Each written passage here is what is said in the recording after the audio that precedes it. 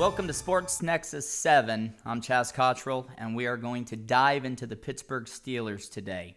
All we're going to do on this channel is look at the NFL. I know we're past the season. We're pretty much past the bulk of free agency, and we're getting ready to get into the draft. So before the draft, I just want to look at a few of the different teams that I believe are going to do either a lot better or a lot worse this year. So we'll start with the Pittsburgh Steelers. Now last year we know the Steelers finished at the top of the division. They were 12-4, and it seemed like at the beginning with an 11-0 start that they were pretty much going to almost run the table. A lot of people were picking them to do quite well in the playoffs.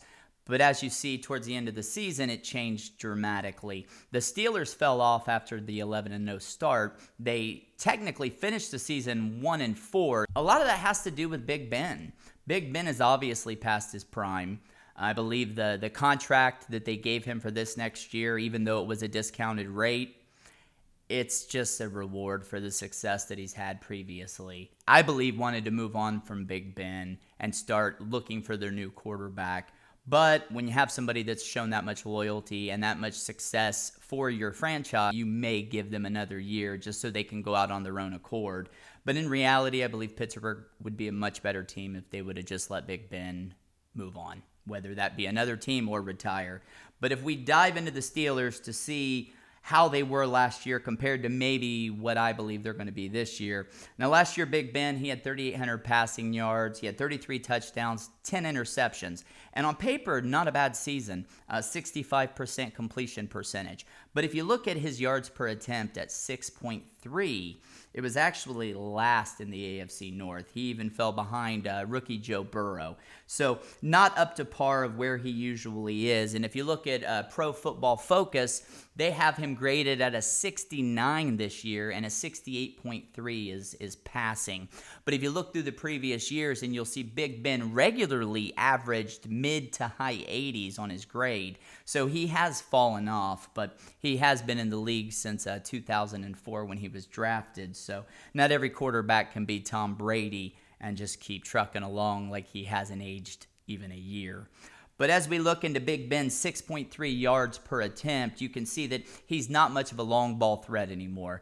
Nobody's really believing that Ben is just going to have a shootout in any game, which is what he used to be. You could regularly rely on Ben to come back from behind, to win games single-handedly, to beat people downfield, but you don't see that anymore. What you see is more of a dink-and-dunk offense, and that has a lot to do with how much usage Ben has had over the years, and his arm is just breaking down, which is normal when you get into quarterbacks. The fact that he has lasted this long is unbelievable to me.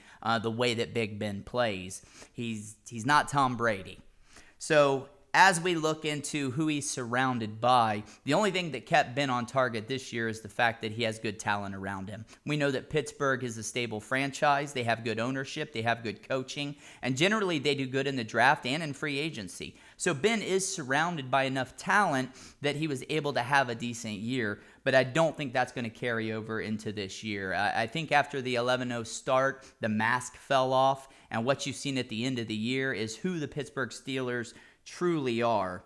I believe they have talent, but they need to upgrade at running back. James Conner is not the answer. He's not a bad running back, but he should be a change of pace running back. He's not going to be the type to just carry the team. Defensively, we know that the Pittsburgh Steelers are always on target.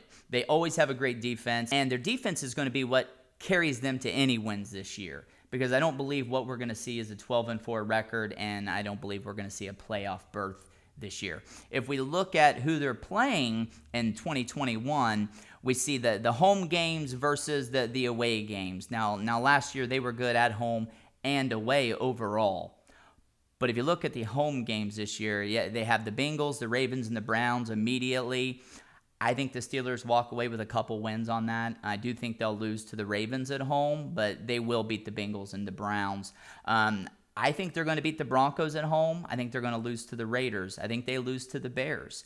The Lions, that's going to be an easy game. The Lions are not going to be up to par of where they should be. I don't believe Jared Goff is an upgrade over Matthew Stafford. I don't believe there's any talent on the Lions to actually beat Pittsburgh at home. So Big Ben will walk away with a win against the Lions, and then, of course, the Titans at home. I believe the Titans are a much better team than what Pittsburgh will be, so they're going to take a loss. I believe at home this year they finished with a record of 4-4. Away, I think they're going to be even worse away. I believe the Bengals and the Browns are going to beat them when Pittsburgh travels to Cincinnati and Cleveland. They're going to beat the Ravens away. I just have this feeling that the Ravens are a good team, but Lamar Jackson, you can't always count on him. He's fun to watch. He can throw the ball well, and he runs unbelievably. But I don't believe the Ravens are going to have enough to beat the Steelers 2 times in 1 year. The Chiefs, I'm going to count that as a loss for Pittsburgh. I also believe the Chargers are going to be much better, and Pittsburgh's going to suffer a loss with them as well.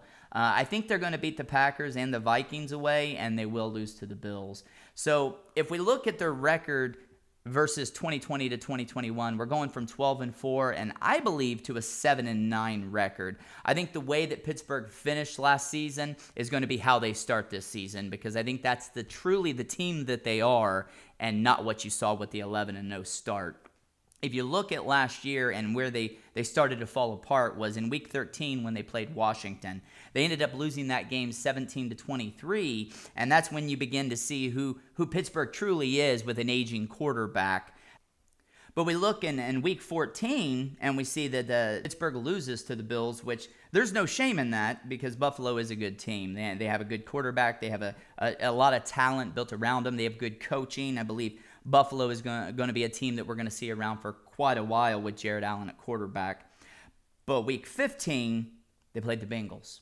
The Bengals were not at their best. Joe Burrow was injured. The Steelers somehow still managed to lose that game 17-27. And then in Week 16, we had a bounce back, which seemed weird because Washington, even though they were a playoff team, they were not one of the greatest playoff teams. That division was so pathetic that they just kind of by default got pushed into that playoff spot. But Week 14, they played the Bills. The Bills are a strong playoff team. Week 15, the Bengals, far from a playoff team. But then in Week 16, you have a bounce back. You have a win over the Colts, who's a strong playoff team, in spite of Phillip Rivers being the quarterback last year, which he didn't have a bad season, but he definitely wasn't going to move them through the playoffs. He was far past his prime, which I believe is the case with Big Ben as well. But Pittsburgh did pull out a win over a decent Indianapolis Colts team. The Steelers ended up winning, and it was a close one, 28-24. Week 17 comes around, and we find Pittsburgh traveling to Cleveland. Now, Cleveland was an up-and-coming team last year. They were hungry. They felt the playoffs. They really needed this win to even squeak into the playoffs. And the Browns pulled out a tight game. They ended up beating Pittsburgh 24-22. And everything that was being said at that point was we knew Pittsburgh was going to get a second chance to play Cleveland in the playoffs. And everybody truly believed that Pittsburgh would probably find their groove and be able to move forward and win against the Browns. I don't think many people believed that Pittsburgh was going to lose 2 weeks in a row to Cleveland. But at that point, Cleveland pretty much handled Pittsburgh easily. They were in control from beginning to finish. Pittsburgh tried to come on strong a little later, but it was not enough, and it was way too late. Pittsburgh is just not a good team right now overall. I believe if they made a change at quarterback and got somebody in a little bit younger that could move around a little bit better and throw the ball downfield, that Pittsburgh would have a much better year. But they decided to give Big Ben one more year. They went ahead and at a discounted rate, but they gave him one more year, and I just do not believe that this is even a playoff team. The Steelers have finished at 1-5 towards the end of the year. That is what we're going to see moving forward into this new year. Realistically, Pittsburgh is a 7-9 team. I believe they're going to finish third in the division, and this will be Big Ben's send-off into retirement, which he should do. He should not stick around. Pittsburgh should move on from him. He shouldn't bounce around the league looking for a new team. His day has come and gone. He was a great quarterback while he lasted. He did so much for that franchise. But moving into this year, we're going to see what Ben has become. Kind of like what happened to Peyton Manning in his last year with Denver, where he was more of a game manager. You weren't really going to count on him to win the game for you. You just hoped he didn't make a lot of mistakes. Now, the good thing is Ben doesn't typically make a lot of mistakes. Even last year, 33 touchdowns, 10 interceptions. Not a bad year. If he can be a game manager, I think they finished 7-9. I think if Big Ben falls off the cliff like Peyton Manning did, I believe they're going to have a much worse year than even 7-9. But I'm going to hold to the 7-9 record. That's my prediction for the AFC North for the Pittsburgh Steelers. It would be third in the division this year and no playoffs.